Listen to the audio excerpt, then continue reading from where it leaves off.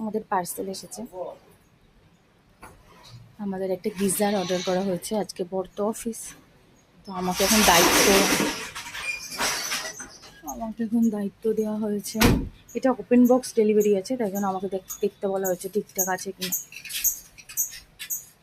আমি এইসব ব্যাপারে কিন্তু একদম এক্সপার্ট। তো দেখা যাক, চলো কেমন কি আসে না আসে।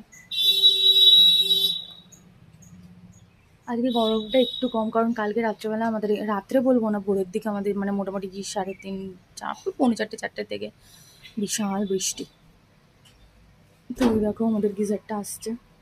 গিজারটা আমিই শখ করেছিলাম ওর কাছে যে দরকার মেয়েকে স্নান করানোর জন্য, জামা কাপড় কাচার জন্য না, ফট করে আবার সবসময় রান্নাঘর থেকে জল নিয়ে যেতে ভাল লাগে না।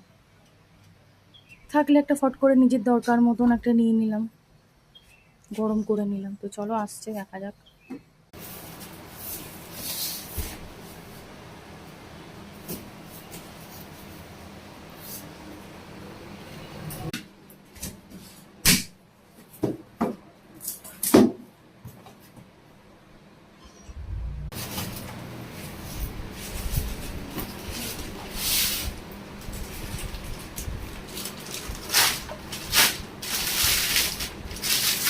মানে ভাঙা চোরা বা ফাটা কিছু, আমাদের যেমন অ্যাকোয়াগার্ড একবার ওই ফ্লিপকার্ট থেকে নিয়ে খুব মুশকিল হয়ে গেছিলো।